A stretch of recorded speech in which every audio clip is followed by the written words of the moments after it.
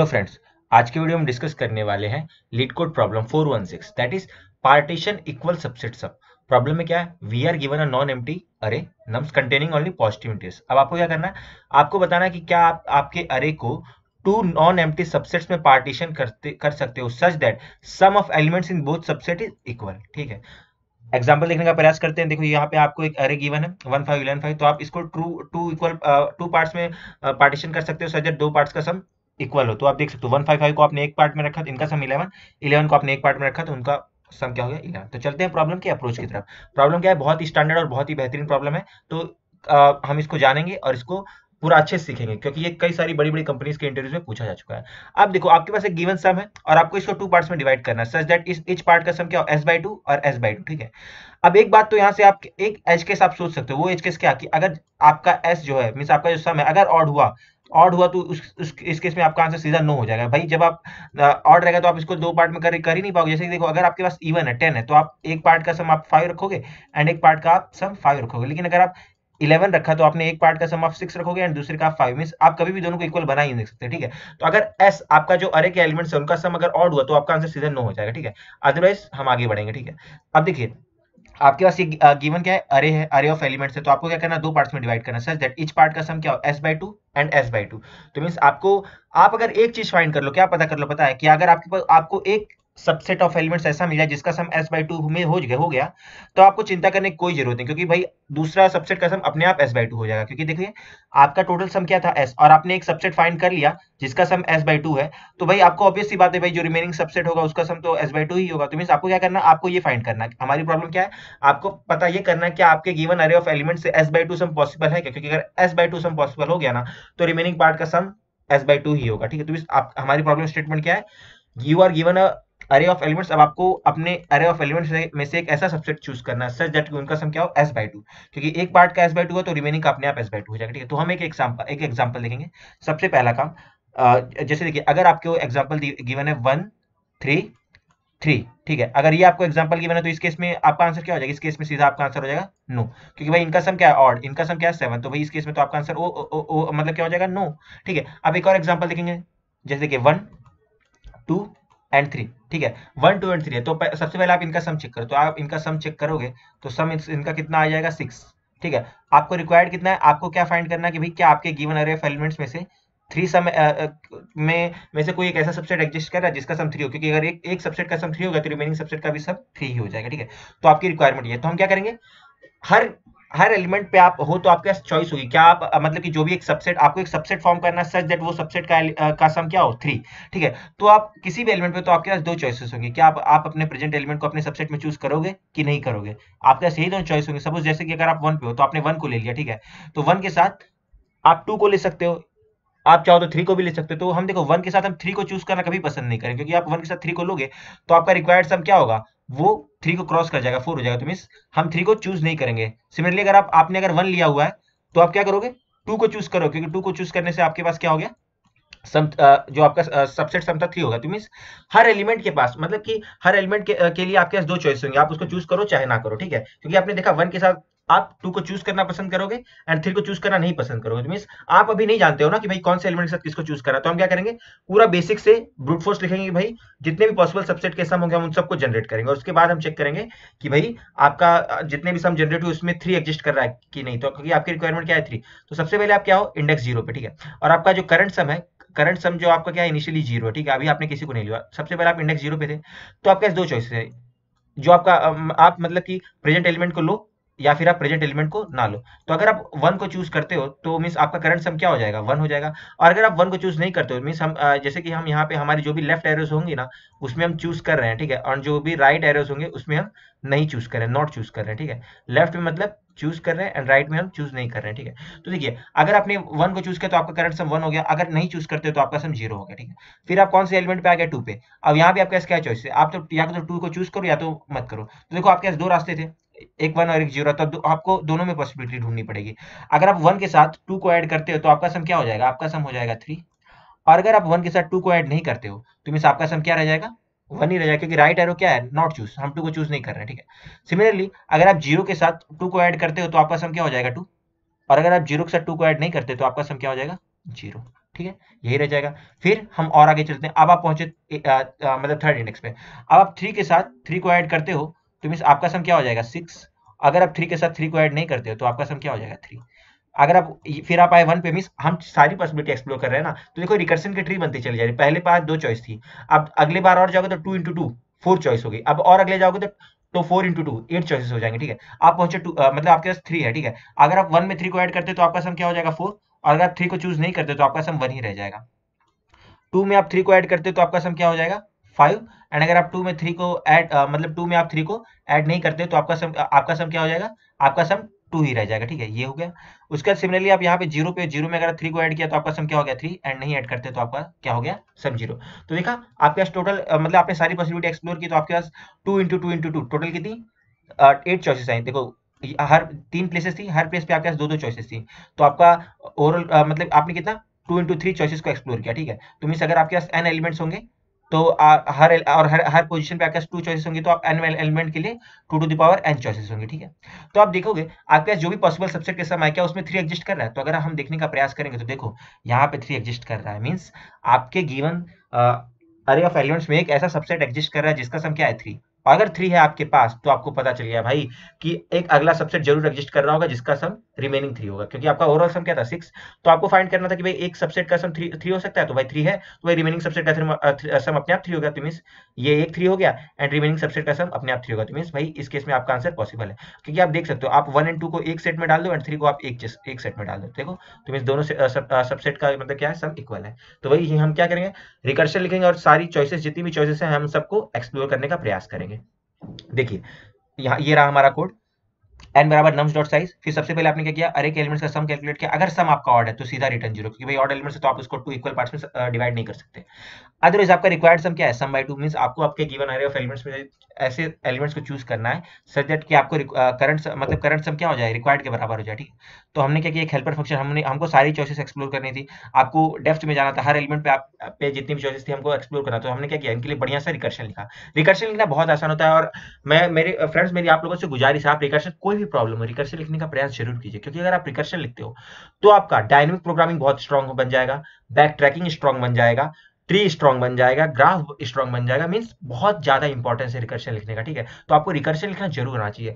Time limit आए चलेगा लेकिन लिखना सीखो जरूर, ये बहुत ही इंपॉर्टेंट है। ठीक है, फिर हमने क्या किया हेल्पर फंक्शन लिखा, क्योंकि हमको सारी चॉइसेस को एक्सप्लोर करना था। ठीक है, उसमें क्या पास किया इंडेक्स, इनिशियल इंडेक्स क्या था 0 पे, आप सबसे पहले 0th इंडेक्स पे थे। ठीक है, 0th पे थे। उसके बाद करंट सम क्या था 0, तो हमने करंट सम को भी पास किया, करंट सम 0। और उसके बाद क्या किया रिक्वायर्ड सम को पास किया कि भाई आपको रिक्वायर्ड क्या है। फिर हमने नम्स अरे को पास किया। बेस कंडीशन होती है हर रिकर्शन की, क्योंकि रिकर्शन को टर्मिनेट होना पड़ता है ना। तो मींस देखो यहाँ हमारी बेस कंडीशन क्या थी 3 के बाद आप गए तो आपके सारे एलिमेंट्स खत्म हो गए, तो आप रिटर्न हो गए। ठीक है, तो ये आपको लास्ट लेवल पे आपको ये 8 एलिमेंट्स मिले। ठीक है, तो हमारी बेस कंडीशन क्या होगी अगर index greater than equal to nums dot size हो गया तो रिटर्न 0। अदरवाइज अगर आपका करंट सम रिक्वायर्ड के बराबर हो गया तो रिटर्न 1, क्योंकि आप देखो जब आप यहाँ पे पहुंचोगे तो आपका करंट सम किसके बराबर हो जाएगा मतलब 3 के बराबर हो जाएगा। तो हम यहाँ से क्या यहाँ से हम रिटर्न ट्रू कर देंगे। ठीक है, रिटर्न ट्रू कर देना है हमको। ठीक है, अदरवाइज अगर करंट सब ग्रेटर देन रिक्वायर्ड होगा तो आपको क्या करना है आगे बढ़ना ही नहीं, आपको क्या करना है 0 रिटर्न कर। जैसे अगर यहाँ पे 5 है तो आप यहाँ से 0 रिटर्न कर दो, भाई ये वाली चॉइस आपको आंसर नहीं दे पा रही। ठीक है, उसके बाद आपके पास हर एलिमेंट हर इंडेक्स पे 2 चॉइस होंगी। पहला चॉइस क्या अगर आप प्रेजेंट एलिमेंट को चूज कर लो टेक कर लो। ठीक है, तो उस अगर आप चूज करते हो तो आपका करंट सम क्या हो जाएगा करंट सम हो जाएगा current sum plus nums of index. जैसे देखिए आपके पास करंट सम क्या था इनिशियली 0, आपने 1 को चूज किया तो आपका सम क्या हो गया 1, और अगर नहीं चूज किया तो आपका सम क्या हो गया 0। तो मींस अगर आपने चूज किया तो आपका सम क्या हो गया current sum plus nums of index. Otherwise अगर आपने नॉट टेकन किया मींस अगर आपने नहीं लिया तो आपका current sum as it is रह जाएगा, करंट सम आपका 0 के 0 ही बराबर ही रह जाएगा। ठीक है, ये टोटल यही 2 चॉइसेस है। अगर दोनों में से कोई भी चॉइस से अगर आपको आंसर ट्रू मिल गया आगे जाके, ठीक है, अगर आगे जाके ट्रू मिला तो आप क्या करोगे रिटर्न ट्रू कर दोगे। अगर दोनों में से कोई भी ऑप्शन सही मिला तो जैसे कि आप देखोगे आप ये दोनों पाथ पे गए थे। ठीक है, तो मींस ये दोनों पाथ पे गए तो यहाँ पे आपको फिर से 2 चॉइस मिली, और यहाँ पे आप गए तो आपको देखो यहाँ से आपको रिटर्न ट्रू मिल गया। तो अगर आपने रिटर्न ट्रू मिला तो आपने यहाँ पे रिटर्न ट्रू किया। ठीक है, अब ये वाले बंदे के पास एक तरफ से ट्रू आया देखो, और यहाँ से देखो यहाँ कहीं से भी देखो जो 1 की ब्रांच थी वहां 4 और 1 था, 3 नहीं मिला था, तो यहाँ से क्या आया फॉल्स। ठीक है, और ये क्या चीज देखेगा कि अगर दोनों में से कहीं से भी ट्रू आया तो ट्रू रिटर्न कर देगा, तो इसने क्या किया रिटर्न ट्रू। सिमिलरली यहाँ से तो ये वाली जो ब्रांच इसमें देखो कहीं इधर से भी एक 3 एग्जिस्ट कर रहा है। ठीक है, तो यहाँ से भी क्या एक 3 यहाँ से भी एक ट्रू आ जाएगा। ठीक है, तो दोनों तरफ से ट्रू ही आ रहा है। अगर किसी एक साइड से भी ट्रू आता तो हम क्या रिटर्न करेंगे ट्रू, क्योंकि देखो यहाँ पे देखो एक साइड से ट्रू एक साइड से फॉल्स, तो ये रिटर्न क्या कर रहा है ट्रू। ठीक है, तो यही हमारी चॉइसेस थी, हमने उनको एक्सप्लोर किया और रिटर्न क्या कर देंगे रिटर्न ट्रू। ठीक है, अगर दोनों में से कोई भी एक चॉइस सही हुई थी। अगर अब तो ये वाली जो अप्रोच है, इसकी टाइम कॉम्प्लेक्सिटी क्या है? टाइम कॉम्प्लेक्सिटी है इसकी 2 टू द पावर n, क्योंकि हर एलिमेंट पे आपके पास दो चॉइसेस हैं। तो जितने भी इंडेक्स हैं, तो सपोज n इंडेक्सेस है, तो हर इंडेक्स पे आपके पास 2 टू 2 2 चॉइसेस होंगी, तो टोटल आपके पास 2 to the power n choices हो जाएंगे। तो means 2 to the power n होगी टाइम कॉम्प्लेक्सिटी। तो n क्या है आपका? n देखो यहाँ पे 200, तो मीन्स आराम से आपको टाइम लिमिट एक्सीड आया जाएगा बड़ा वाला। तो मीन्स हमको क्या करना पड़ेगा, यहाँ पे हमको कुछ कुछ सब प्रॉब्लम्स है जो कि बार बार सॉल्व करनी है, उनके लिए हमको क्या करना, मेमोराइज करना पड़ेगा, डीपी लगानी पड़ेगी, डायनेमिक प्रोग्रामिंग। क्यों? क्योंकि भाई सेम सब प्रॉब्लम्स बार बार सॉल्व हो रही है। कैसे? आपको मैं एक एग्जांपल दिखाऊं तो आपको पता चल जाएगा भाई सेम सब प्रॉब्लम्स कैसे बार बार सॉल्व। तो सपोज अगर आपके पास अरे में एलिमेंट है 1 2 1 6 2, अब देखो ओवरऑल सम क्या है इनका, ओवरऑल सम क्या है, इनका ओवरऑल सम है 12। तो मीन्स आपका रिक्वायर्ड क्या है, आपका रिक्वायर्ड यहाँ पे कितना है 6, आप 6 सम चाहते हो, ठीक है। अब देखो हर इंडेक्स पे आपके पास दो चॉइस है, आप उसको चूज करो चाहे ना चूज करो। आपका देखो इनिशियल करंट सम क्या है, करंट सम 0 है, ठीक है। सपोज आप यहाँ पे हो, आपने 1 को चूज कर लिया, तो आपका करंट सम क्या हो जाएगा 1। उसके बाद आपने क्या किया, 2 को चूज नहीं किया, फिर आपने नेक्स्ट वाले 1 को चूज कर लिया, तो आपका सम क्या हो गया 2। मतलब आपका सम क्या हो गया 2। उसके बाद आप ये वाले जब इंडेक्स पे पहुंचोगे, जैसे देखो इनका इंडेक्शन क्या है 0 1 2 3 4। तो मीन्स देखो आप अभी इस समय जब 3 इंडेक्स पे पहुंचे, 3 इंडेक्स पे भी पहुंचे, अभी आपने 3 पे चूज नहीं किया, मतलब 3 पे आपने डिसाइड नहीं किया कि आपको चूज करना है कि नहीं करना है। लेकिन जब भी अगर आप 3 इंडेक्स पे पहुंचे, तो आपका सम कितना, आप 2 सम के साथ पहुंचे ना यहाँ पे। सिमिलरली और आगे डिस्कस करता हूँ कि अगर हम यहाँ से चलते हैं, हमने क्या किया, 1 को लिया, 2 को लिया एंड ये वाले 1 को भी ले लिया, ठीक है। उसके बाद आप थर्ड इंडेक्स पे पहुंचे और आपका प्रेजेंट सम क्या है, प्रेजेंट सम आपका 4 है, ठीक है। ये हो गया।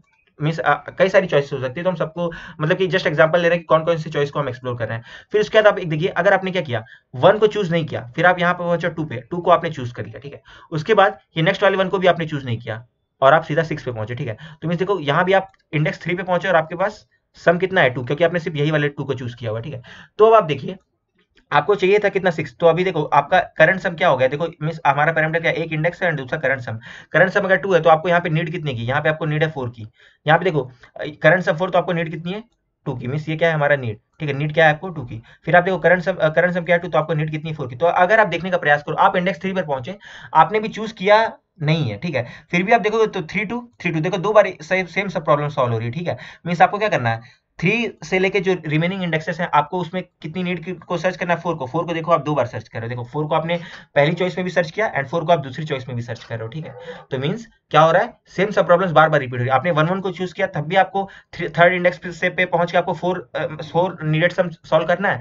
अगर आपने सिर्फ 2 को चूज किया, तब भी आपको थर्ड इंडेक्स पे पहुंच के 4 नीडेड सम को सॉल्व करना है, ठीक है। तो मींस देखो सेम सब प्रॉब्लम्स रिपीट हो रही है। तो इन्हीं से बचने के लिए हम क्या करेंगे, हम यहाँ पे डीपी लगाएंगे, ठीक है। क्योंकि एक बार अगर आप किसी सेम सब प्रॉब्लम को सॉल्व कर ले रहे हो, मींस अगर आपको पता है कि भाई थर्ड इंडेक्स क्या, मतलब कि थर्ड इंडेक्स के बाद जो रेंज है उसमें आप नीडेड सम 4 को सॉल्व कर पा रहे हो, तो हम उसी चीज को बार बार सॉल्व नहीं करेंगे, ठीक है। मीन्स हम क्या करेंगे, अगर एक बार हमने इसको सॉल्व कर लिया तो इसको हम सॉल्व करके कहीं स्टोर कर लेंगे, ठीक है। ताकि अगर आप अगली बार इसी स्टेज पर पहुंचे तो आप सीधा वैल्यू रिटर्न करो, इस बार हमें सॉल्व नहीं करना, ठीक है। तो इसके लिए हम क्या करेंगे, बढ़िया सी हम हमारी प्यारी वाली डीपी लगा देंगे, ठीक है। तो डीपी लगाने के स्टैंडर्ड तरीका हम क्या है, मेमोराइज करने वाले, क्योंकि हम रिकर्शन लिखे हैं, ठीक है। तो अब देखो, अब डीपी लगाने की मैं आपको टेक्निक बताता हूँ। डीपी लगाने के लिए आपको पता चलना चाहिए कि भाई स्टेट कौन कौन से चेंज हो रहे हैं। तो आप अपना हेल्पर फंक्शन जो रिकर्शन फंक्शन, इसको देखने का प्रयास करो। तो आप मुझे बताइए यहाँ पे कौन कौन से स्टेट चेंज हो रहे हैं। तो अगर आप देखने का प्रयास करोगे तो देखो, जो रिक्वायर्ड सम है ये तो भाई हमेशा कांस्टेंट है, रिक्वायर्ड सम तो में कोई चेंजेस नहीं होगा। Vector of int and nums है, ये भी हमेशा कांस्टेंट है। एक बात ध्यान देंगे कि भाई हमने एड्रेस पास किया, क्योंकि बार बार रिकर्शन में अगर आप एड्रेस पास नहीं करोगे तो गिवन वेक्टर की कॉपी बनती जाएगी एंड आपको मेमोरी लिमिट एक्सीड आ जाएगा, ठीक है। तो हम एड्रेस पास करेंगे तो भाई एक्चुअल वेक्टर ही बार बार पास होगा और एक्स्ट्रा स्पेस का यूज नहीं होगा, ठीक है। तो देखो रिक्वायर्ड एंड नम्स ये दोनों चीजें तो भाई कांस्टेंट है, कभी चेंज नहीं होती। अब आप देखने का प्रयास करो, देखो इंडेक्स क्या, इंडेक्स हर कॉल पे चेंज हो रहा है। देखो इंडेक्स प्लस 1 बार बार हो ही रहा है। सिमिलरली करंट सम भी देखो चेंज हो रहा है। देखो करंट सम में भी क्या हो रहा है, current sum plus num index means change हो रहा है ना, करंट सम तो दो ही पैरामीटर चेंज हो रहे हैं। तो दो स्टेट चेंज हो रहे हैं, तो आपकी जो डीपी बनेगी वो दो स्टेट की बनेगी। मींस जितने नंबर ऑफ पैरामीटर चेंज होते हैं उतनी स्टेट की डीपी बनती है, ठीक है। तो यहाँ पे दो स्टेट चेंज हो रहे हैं, तो हमें दो स्टेट की डीपी बनानी पड़ेगी, मींस 2D डीपी बनानी पड़ेगी। अब दो स्टेट कौन कौन से, इंडेक्स और करंट सम। तो देखो इंडेक्स का रेंज कितना हो सकता है, मींस टोटल कितने 200 आपकी लेंथ, तो इंडेक्स का रेंज कितना हो गया 200। उसके बाद करंट सम का रेंज कितना हो सकता है, तो अगर आप देखोगे लेंथ कितनी है 200 और हर एलिमेंट की मैक्सिमम वैल्यू कितनी हो सकती है 100। तो ओवरऑल ये क्या हो जाएगा 2 इंटू 10⁴ ओवरऑल सम, मतलब मैक्सिमम सम आपका क्या हो सकता है 2 इंटू 10⁴, ठीक है। लेकिन आपको क्या, आपको हाफ सम चेक करना है ना, आपको रिक्वायर्ड सम हमेशा 1/2 होगा, ठीक है। तो 2 इंटू 10⁴ नहीं, हमारा रिक्वायर्ड सम क्या हो जाएगा 10⁻⁴ 4, ठीक है, और +1 क्योंकि आपकी जीरो बेस इंडेक्सिंग होती है, ठीक है, क्योंकि आपको पता है मैक्सिमम सम आपका कितना पॉसिबल है 2 × 10⁴, तो और आपको रिक्वायर्ड सम हमेशा सम बाई 2 होगा, तो मींस आपको 10⁴ को चेक करना है, ठीक है। अब डीपी लगाने का स्टैंडर्ड तरीका आपको पता ही है, हम यहाँ क्या करेंगे, मीम सेट सब सारी वैल्यूज को हम क्या करेंगे -1 से इनिशियलाइज कर देंगे, ठीक है, साइज ऑफ डीपी, ठीक है, तो हमने इनको इनिशियलाइज कर लिया। उसके बाद जब भी आप कोई कोई वैल्यू को आप सॉल्व कर ले रहे हो तो आप उसको क्या करो, उसके स्टेट को मतलब सेव करके आप उसे रिटर्न करो। अगर कोई आपने पर्टिकुलर इंडेक्स पे कोई करंट सम को आपने सॉल्व कर रखा है, ठीक है, तो हम उसी को स्टोर कर लेंगे, बार बार हम उसे सॉल्व नहीं करेंगे, ठीक है। जैसे कि यहाँ पे आप देखो इंडेक्स 3 पर अगर आपने आपको मतलब कि आपका गिवन सम क्या था 2, आपने इसको सॉल्व कर रखा है, तो अगली बार अगर आप इंडेक्स 3 पे गिवन सम 2 पे पहुंचोगे तो आप दोबारा सॉल्व नहीं करोगे, ठीक है, जो वैल्यू आई होगी आप उसी को रिटर्न कर दोगे, ठीक है। और इसीलिए हम क्या करेंगे, यहाँ पे एक चीज क्या चेक करेंगे, if DP of index and जो भी करंट सम है, अगर ये वाली चीज इज नॉट इक्वल टू -1 हुई तो क्या करो, सीधा आप रिटर्न कर दो DP of index and current सम, आप इसको सीधा रिटर्न कर दोगे, ठीक है। रिटर्न कर देंगे तो भी हमारा काम चल जाएगा। इन द लास्ट देखो आंसर में क्या गया था, हमने हेल्पर फंक्शन का जो भी आउटपुट था उसको हमने आंसर में सेव कर लिया था। बात करेंगे इसकी टाइम कॉम्प्लेक्सिटी की, तो देखो टाइम कॉम्प्लेक्सिटी क्या है, टाइम कॉम्प्लेक्सिटी इसकी हो जाएगी ओ ऑफ, कितना हो जाएगा, आप ये पूरा टेबल फिलअप कर रहे हो तो mean n into required, n into required, ठीक है, n इंटू रिक्वायर्ड हो गया हमारा टाइम कॉम्प्लेक्सिटी। क्योंकि आप यहाँ पे देख सकते हो हम हमारा जो ये डीबी टेबल है खाली एक ही बार फिलअप होगा, अगर इसके बाद आप कभी सॉल्व करने जाओगे तो ये चीज -1 नहीं होगी, आप सीधा रिटर्न कर दोगे, ठीक है। तो इसलिए आपका टाइम कॉम्प्लेक्सिटी क्या होगा, n टाइम्स रिक्वायर्ड, ठीक है, ये आपकी टाइम कॉम्प्लेक्सिटी हो गई। अगर स्पेस कॉम्प्लेक्सिटी की बात करूंगा तो स्पेस कॉम्प्लेक्सिटी क्या हो जाएगा, ओ ऑफ n इंटू रिक्वायर्ड, क्योंकि आपने इतनी साइज का आपने मतलब स्पेस ले रखा है, ठीक है। तो ये हमारा क्या हो गया, रिकर्शन प्लस मेमोराइजेशन, इसको हम क्या बोलते हैं, इसको हम बोलते हैं टॉप डाउन डीपी, या फिर आप क्या कर सकते हो, रिकर्शन प्लस मेमोराइजेशन, ठीक है। क्योंकि देखो आप पहले टॉप से स्टार्ट किए और मतलब कि आपका मतलब आंसर कब ट्रू हो रहा है, जब भी आप current sum equal to require होगा तब आप रिटर्न ट्रू करोगे, ठीक है। जब आप टॉप पे पहुंच जाओगे, रिक्वायर्ड पे पहुंचोगे तब आप रिटर्न करोगे, और आपने स्टार्ट कहां से किया था, जीरो से, ठीक है। तो वैसे क्या टॉप डाउन डीपी है, ठीक है। तो आई होप कि आपको इसका रिकर्शन समझ में आ रहा होगा, हमने डीपी कैसे लगाई, क्यों लगाया, क्या क्या स्टेट लिए, ये समझ में आ रहा होगा। फिर भी अगर आपको कोई दिक्कत है तो आप जरूर बताइए कमेंट सेक्शन में, जरूर उसका रिप्लाई। हमने टॉप डाउन डीपी देख ली। अब इसके बाद कई बार इंटरव्यूज वगैरह में आपको पूछा जा सकता है कि भाई आपने टॉप डाउन तो लिख दिया, अब आप इसके लिए बॉटम अप डीपी लिख कर दिखाओ, ठीक है। अब एक बात ध्यान दीजिएगा, बॉटम अप मतलब स्टैंडर्ड तरीका आई होप बहुत सारों को, मतलब आप में से कई सारे लोगों को वो तरीका मालूम हुआ करके, लेकिन उसका इंट्यूशन कहाँ से आ रहा है कि भाई एक ऑब्जेक्ट को छोड़ना है और एक को मतलब कि किसी भी एलिमेंट को आपको लेना है या नहीं लेना है, इंट्यूशन यहाँ से आ रहा है। इसके लिए आपको टॉप डाउन डीपी लिखना आनी चाहिए, क्योंकि यही दिखा रहा है कि भाई आपने सॉल्यूशन फॉर्म किया हुआ है, ठीक है। देखिए हमने बेसिक से सॉल्यूशन फॉर्म किया, डीपी लगाई, अब इसके बाद हम क्या करते हैं, बॉटम अप डीपी लगाने का अधिकार रखते हैं। तो हम देखेंगे भाई बॉटम अप डीपी कैसे लगाना, उसका इंट्यूशन कैसे होगा, ठीक है। तो उसके लिए बने रहेंगे। देखो हमारा एग्जांपल क्या है 132, तो देखो आपकी हमारा सम क्या है, सम है हमारा 6, और तो आपका रिक्वायरमेंट क्या है, रिक्वायरमेंट है आपकी 3 की, ठीक है। तो रिक्वायरमेंट आपकी 3 है, तो हम देखेंगे कि भाई इसको हम बॉटम अप डीपी से कैसे करें। तो हम बॉटम अप डीपी के लिए क्या करेंगे, हमने देखा था कि हमने इंडेक्स और सम का हमने क्या बनाया था, डीपी बनाया था। तो आप क्या करो, 2D डीपी लेंगे, ये जो आपका एक्स मतलब कि जो आपके रोज होंगे, रो क्या रिप्रेजेंट करेंगे, इंडेक्सेस को, एंड जो कॉलम होगा वो क्या, सम को रिप्रेजेंट करें। सम कहां से होगा, जीरो से लेके रिक्वायर्ड, क्योंकि आपको रिक्वायर्ड तक का सम चेक करना है। अब इसका बेस कंडीशन क्या होगा, सम बराबर जीरो, तो मींस आप कोई भी सपोज आप मतलब देखिए हमने क्या किया है, हमने जस्ट फॉर टेबुलर डीपी के लिए हमने क्या किया, हम वन बेस इंडेक्सिंग एज्यूम कर रहे हैं, ठीक है। तो अगर आप किसी एलिमेंट को लो चाहे ना लो, आप जीरो सम तो हमेशा बना सकते हो कि भाई, क्योंकि आप क्या करो, जीरो को आप नहीं लोगे तो आपका सम जीरो हो ही जाएगा। देखो अभी यहाँ पे इंडेक्स वन पे हो, यहाँ पे क्या वन रखा हो, आप वन को लो, मतलब वन को आप नहीं लोगे तो आपका सम तो जीरो रहेगा ही। मीन्स किसी भी कंडीशन में आप जीरो सम तो बना ही सकते हो। आपने 1 2 3 तीनों के तीनों एलिमेंट्स को ले लिया, ठीक है, और उसके मतलब कि तीनों के तीनों एलिमेंट्स को आपने कंसीडर किया। अब इनमें से अगर आप किसी को भी ना लो तो आपका सम तो जीरो ही रहेगा ना, तो मीन्स जीरो सम आप हमेशा बना सकते हो, किसी भी कंडीशन में जीरो सम आपका हमेशा एग्जिस्ट करेगा, ठीक है। तो मीन्स जो सम जीरो है इसमें, इसके लिए क्या करेंगे, आप कोई भी इंडेक्स को लोगे, कितने भी एलिमेंट्स को कंसीडर कर लोगे, आपका जीरो सम हमेशा ट्रू रहने वाला है, ठीक है। तो हमने क्या किया, जो आपका मतलब फर्स्ट कॉलम था, फर्स्ट कॉलम को आपने क्या किया, 1 1 से आपने फिल अप कर दिया, क्योंकि फर्स्ट कॉलम क्या है, जीरो सम को रिप्रेजेंट कर। उसके बाद अब हम आगे बढ़ते हैं।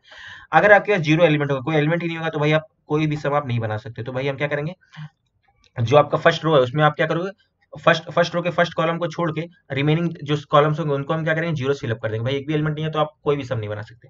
उसके बाद हम चेक करेंगे भाई आप आए यहाँ पे, आपके पास क्या एलिमेंट आ गया, वन। तो देखो वन एलिमेंट आया, अब आप चेक करोगे भाई कि अगर आपने वन को कंसीडर किया तो आप सम वन बना पा रहे हो कि नहीं, क्योंकि जीरो तो ऑलरेडी ट्रू है। तो आपके पास दो रास्ते हैं, आप वन को लो चाहे ना लो, क्योंकि हमने देखा था हमारे रास्ते कहाँ से आए थे, देखो हमने जो ट्री बनाई थी तो देखो आपके पास रास्ते थे, आपको वन लोगे कि नहीं लोगे, ऐसा होता था। तो देखिए यहाँ पे अगर आप वन को लेते हो, देखो इसी यहीं से आ रहा है, देखो यहाँ पे ही देखो वन को आप लिए तो सम वन, नहीं ली तो जीरो। तो यहीं से हमारे पास क्या आ रहा है, हम वन को लेंगे। अगर आपने वन को ले लिया तब आपको सम कौन सा चेक करना है, आपको सपोज सम चेक करना है आपको वन, और आपने करंट एलिमेंट की वैल्यू सपोज ई है, ठीक है। तो अगर आपने करंट एलिमेंट को ले लिया तो आपको क्या करना है, अपने ऊपर वाले इंडेक्स पे जाके चेक करना है। भैया आपने वन को ले लिया तो आप चेक करो कि ऊपर जितने भी एलिमेंट्स थे उनसे आप रिमेनिंग सम, मतलब सपोज आपका गिवन सम वन है तो आप रिमेनिंग सम, आपने ई को ले लिया तो रिमेनिंग सम क्या बच गया, वन माइनस सी, आप फॉर्म कर पा रहे हो कि नहीं। तो अगर आप वन को ले लिए तो आप ऊपर जाके देखो तो रिमेनिंग कितना बचा है, जीरो इंडेक्स पे जाके चेक करना कि भैया आप जीरो सम बना पा रहे हो कि नहीं, क्योंकि देखो रिमेनिंग सम जीरो, तो आप देखो जीरो जीरो एलिमेंट थे तो आप जीरो तो सम बना ही पा रहे, तो ये वैल्यू क्या हो जाएगी, ट्रू।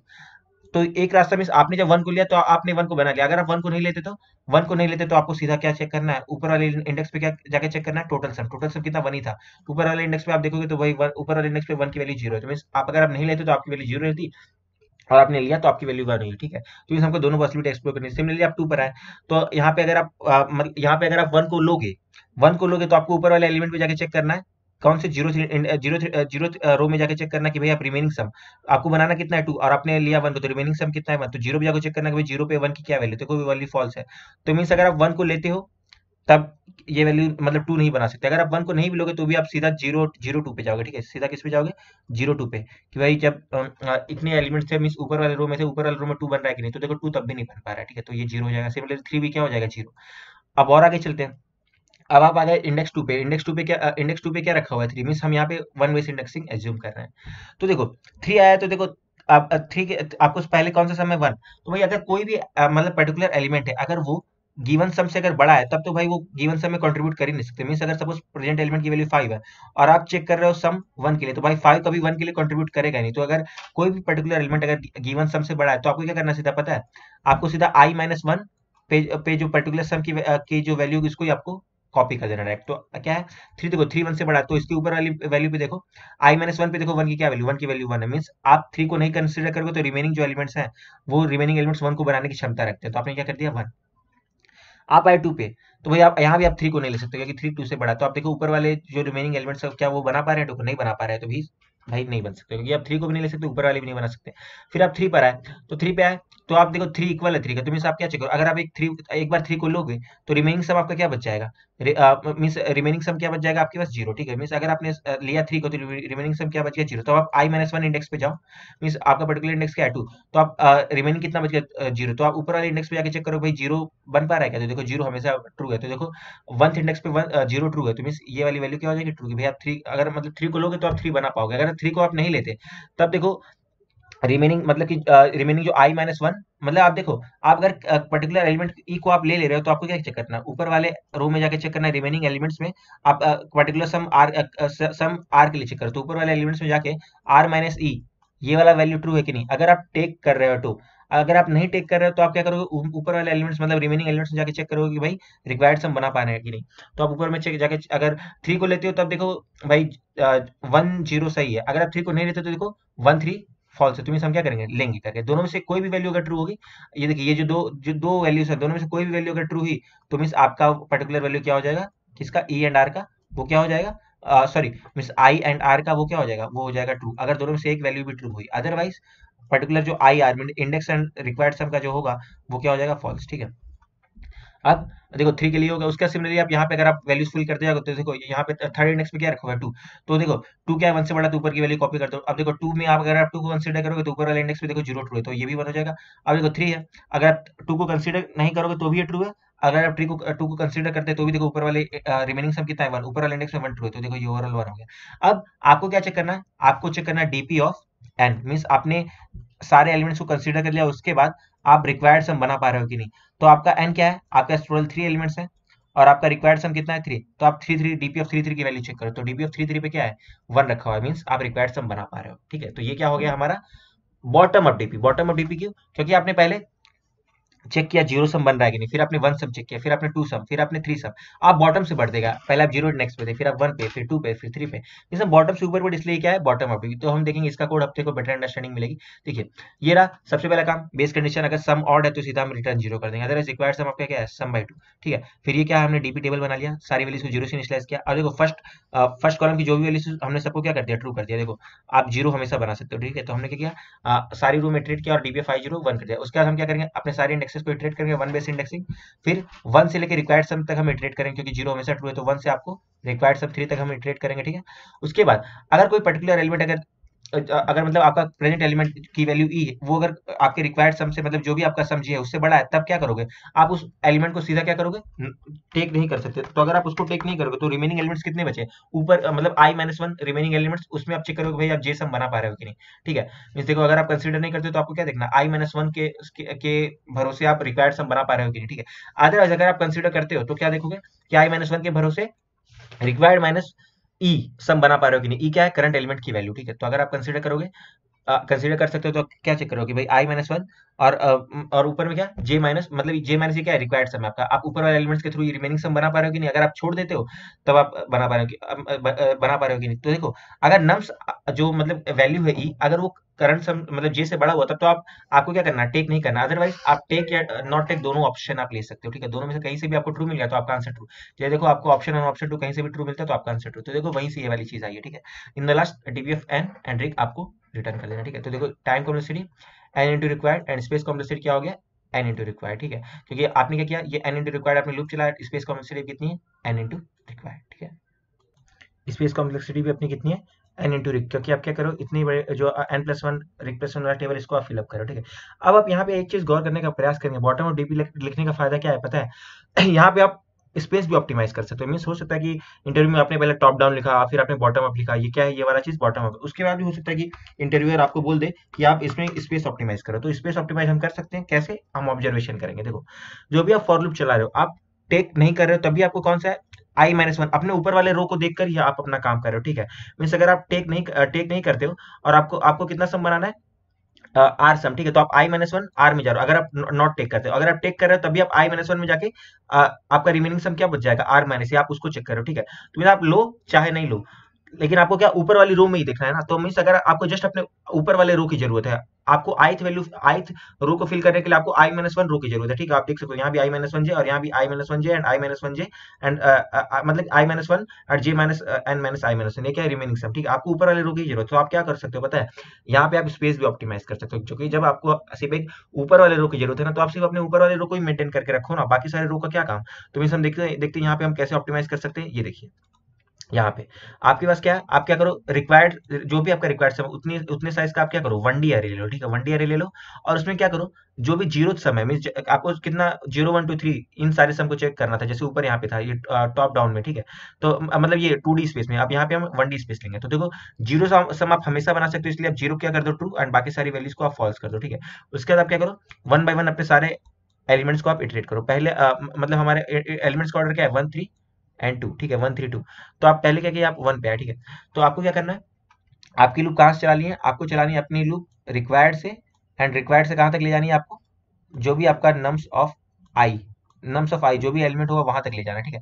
तो आप 3 से लेके 1 तक ले जाओगे, मीन्स बैकवर्ड से मतलब आपको लार्ज वैल्यू से स्मॉल वैल्यू पे आना है, ठीक है, लार्ज से स्मॉल पे आना। अगर आप स्मॉल से लार्ज पे जाओगे ना तो आपको प्रॉब्लम हो जाएगा, मीन्स एक ही एलिमेंट का इफेक्ट बार बार कंसिडर होगा और आपको यहाँ पे एक बार में मतलब एक एलिमेंट को आप एक ही बार यूज कर सकते हो, ठीक है। इसीलिए हम क्या करेंगे, लार्ज से स्मॉल पे आएंगे, ठीक है। अगर आप मल्टीपल टाइम्स यूज कर सकते हैं तब आप स्मॉल से लार्ज जा सकते हैं, तो ये चीज का ध्यान रखिएगा, हमको कहाँ लार्ज वैल्यू रिक्वायर्ड से जाना नम साइज। तो देखो आप 3 पे हो, तो देखो 3 पे आप क्या चेक करो कि 3 वाली वैल्यू ऑलरेडी ट्रू है कि नहीं। अगर देखो मतलब कि जो भी अगर आप कोई भी सम यहाँ भी हमने डीपी लिया, तो डीपी जो भी आपका रिक्वायर्ड होगा, ये वाली वैल्यू को आप कैसे फिलअप करोगे, ये वाली वैल्यू क्या होगी, अगर ये वैल्यू ऑलरेडी ट्रू हुई तो, ऑलरेडी ट्रू हुई तो, एंड ये वाली अगर यहाँ पे आपने प्रेजेंट एलिमेंट के इफेक्ट को कंसीडर किया, मींस ये दोनों के बीच में और लेना है, ठीक है।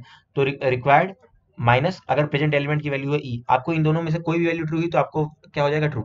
तो आप 3 पे हो, आपको देखो प्रेजेंट एलिमेंट क्या है 1, तो मतलब कि अगर आपको 3 बनाना है तो 1 को आप माइनस करोगे तो देखोगे 2, तो देखो 2 क्या है, 2 जीरो है, तो मींस ये वाली वैल्यू जीरो ही रहेगी। आप 2 पर आए, आपको बनाना कितना है 1, तो अब आपको बनाना कितना है 2, और आपके पास प्रेजेंट एलिमेंट क्या है 1, तो देखोगे 2 माइनस 1, तो मींस देखो क्या 2 माइनस 1 रिमेनिंग सम ट्रू है क्या, नहीं भाई, तो ये भी वैल्यू जीरो होगी। आप 1 पे आए, बनाना 1 है, प्रेजेंट एलिमेंट क्या है 1, तो अगर आप 1 में 1 सब्ट्रैक्ट कर दोगे तो रिमेनिंग सम क्या हो जाएगा, जीरो। तो देखो जीरो वाली वैल्यू ट्रू है, तो ये वैल्यू क्या होगी, ट्रू, एंड जीरो वाला अपने आप ट्रू ही था, ठीक है। मींस कोई एलिमेंट अगर ग्रेटर है मतलब कोई पर्टिकुलर सम से, तो आप उसको उसमें उसके इफेक्ट को उसमें चेक नहीं करना। मींस एलिमेंट 1 के लिए आप 1 से छोटे वाले सम को आपको कंसीडर नहीं करना। तो देखो आप ये वाली 1D डीपी को आपने अपडेट करके आपने ऐसा बना दिया, ठीक है। ये देखो ऐसी बन गई आपकी डीपी, देखिए आपकी डीपी ऐसी बन गई अपडेट होके। अब एलिमेंट 3 पर आओ, 3 पर आए तो देखो आपको 3 बनाना है, तो 3 - 3 करोगे, रिमेनिंग सम 0, तो देखो 0। अभी आपका जो प्रेजेंट जो आपका अरे है उसमें देखो 0 ट्रू है, तो मीन्स आप क्या करो, थर्ड वाली वैल्यू को अपडेट कर दो, ठीक है। उसके बाद आप आए 2 पे, भाई तो 2 को तो आपको चेक ही नहीं करना, क्योंकि क्या है, कोई भी आपको रिक्वायर्ड से लेकर नम साई तक लूप चलाना है ना, क्योंकि नम साई से छोटे सम के लिए नम साई कंट्रीब्यूट नहीं करेगा, तो 3 मतलब अपने से छोटे सम 2 1 0 के लिए कंट्रीब्यूट नहीं करेगा, तो बाकी सारी वैल्यू को आप एज इट इज कॉपी कर दो, एज इट इज कॉपी होगा। तो देखो बस ये क्या हुआ, देखो ये वाला अपडेट होकर ऐसी 1D एरे में चला गया, ठीक है। ये आपकी 1D एरे कुछ ऐसी अपडेट हो चुकी है, ठीक है। ये देखिए कैसी चीजें अपडेट होती चली जा रही है। इसीलिए हम क्या करें, बैकवर्ड से मतलब कि लार्जर से स्मॉलर पे आ रहे हैं, ठीक है, ताकि एक बार लार्जर वैल्यू अपडेट हो जाए तो ये अपडेटेड वैल्यू किसी और को अफेक्ट ना कर सके, ठीक है। तो देखो अगर 3 ट्रू हो गया तो ये पीछे वाले किसी को अफेक्ट नहीं करेगा। फिर आप आए 2 पे, तो देखो आप रिक्वायर्ड से चलोगे, तो देखो ये तो रिक्वायर्ड क्या है 3, तो देखो 3 वाली वैल्यू ऑलरेडी ट्रू थी। अगर आप 2 के इफेक्ट को कंसीडर करोगे तो देखो 3 - 2 करोगे तो रिमेनिंग कितना बनता है, देखो 1 भी ट्रू है, तो ये वैल्यू ट्रू रहेगी। अब आए 2 पर, 2 देखो अभी 0 है, लेकिन आप इसके इफेक्ट को कंसीडर करोगे तो 2 - 2 करोगे तो देखो 2 है, 2 - 2 करोगे तो रिमेनिंग सम क्या है 0, तो वो भी ट्रू है, ठीक है। तो ये भी ट्रू हो गया। फिर देखो 1 0 के लिए कंट्रीब्यूट करेगा ही, मतलब 1 एंड 0 के लिए 2 कंट्रीब्यूट नहीं करेगा, तो मीन सारी value as it is, remaining values as it is copy हो जाएंगी, ठीक है। अब आप इसके बाद क्या चेक कर लो भाई, डीपी ऑफ 3 की वैल्यू क्या है, तो देखो डीपी ऑफ 3 की वैल्यू ट्रू है, मीन आप 3 बना पा रहे हो, ठीक है। तो बस यही चीज हमको ध्यान रखते हैं, 1D एरे से भी आपका काम चल जाएगा। तो हम देखते हैं 1D एरे वाला इंप्लीमेंटेशन। ये बेस केसेस को हमने लिख दिया, ठीक है। फिर आपको रिक्वायर्ड +1 साइज का हमने डीपी वेक्टर लिया, क्योंकि 0 बेस इंडेक्सिंग है। डीपी ऑफ 0 बराबर हम ट्रू कर देंगे, आई बराबर use I less than num dot size plus plus, उसके बाद जे बराबर रिक्वायर्ड से लेकर J greater than equal to num साई। तो कोई भी नम साई है वो अपने से छोटे एलिमेंट्स के सम के लिए कंट्रीब्यूट नहीं कर रहा है, मींस अगर प्रेजेंट एलिमेंट 11 है तो वो 6 7 8 ऐसे कुछ सम के लिए कंट्रीब्यूट नहीं कर पाएगा। तो डीपी ऑफ जे बराबर डीपी ऑफ जे और डीपी ऑफ जे माइनस नम साई, ठीक है। मींस अगर प्रेजेंट एलिमेंट को कंसीडर किए बिना ही वो वैल्यू ट्रू हो गई, ठीक है, या फिर आप प्रेजेंट एलिमेंट को कंसीडर करो तो आपको रिमेनिंग सम क्या बचेगा, जे माइनस नम साई, तो आपको उसके दोनों के इफेक्ट को आपको कंसीडर करना पड़ेगा, ठीक है। तो डीपी ऑफ जे बराबर ये आप लिख दोगे करें, ठीक है, और आपको रिक्वायर्ड से लेकर नम साई तक लूप चलाना है। यहाँ पे आपकी टाइम कॉम्प्लेक्सिटी क्या हो जाएगी, एन इंटू रिक्वायर्ड, आप पूरी लूप को तो चला ही रहे हो, एन तक चला रहे हो, एंड रिक्वायर्ड वाली लूप चला रहे हो, और स्पेस क्या हो गया, ऑप्टिमाइज हो गया, लीनियर स्पेस हो गया, ओ ऑफ रिक्वायर्ड। ठीक है, देखो ना आपने रिक्वायर्ड साइज का ही आपने क्या लिया, रिक्वायर्ड साइज का आपने डीपी वेक्टर लिया हुआ है, ठीक है। तो देखिए स्पेस यहाँ पे ऑप्टिमाइज हो गया, ठीक है। मीन्स हमने क्या किया, हमने इस प्रॉब्लम के सारे वेरिएशंस को हमने कवर कर लिया, ठीक है। अगर आप इतनी सारी चीजें बता दोगे ना तो इस क्वेश्चन के लिए आपको फुल नंबर मिल जाएगा, एंड रियली आपने इंटरव्यूअर को इंप्रेस कर दिया, क्योंकि आपने इसके सारे वेरिएशंस को कवर किया, टॉप डाउन किया, फिर आप बॉटम अप गए। बॉटम अप में जाने का फायदा मिला कि आपने स्पेस को ऑप्टिमाइज किया। अगर आप इतना कर लेते हो तो गारंटीड है भाई सामने वाला बंदा इंप्रेस हो जाएगा। तो आई होप कि आपको इस पूरे प्रॉब्लम में मजा आया होगा। वीडियो थोड़ी लंबी है लेकिन मतलब पूरे कंसेप्चुअल है, आपको आई होप सारे बेसिक्स सारे डाउट्स क्लियर हो गए। फिर भी आप दिक्कत है तो आप कमेंट सेक्शन में जरूर बताइएगा। वीडियो आपको पसंद आ रही है तो वीडियो को लाइक कीजिएगा, चैनल को सब्सक्राइब कीजिएगा, अपने फ्रेंड्स के साथ शेयर कीजिएगा। साथ ही आप हमारा डीपी डायनेमिक प्रोग्रामिंग का प्लेलिस्ट चेक करिएगा, वहाँ पे बहुत अच्छे अच्छे क्वेश्चन के बहुत आसान आसान आपको एक्सप्लेनेशन मिलेंगे। Thank you friends for watching this video. जल्द मिलेंगे नेक्स्ट वीडियो में, till then take care, bye bye and happy coding. Thank you.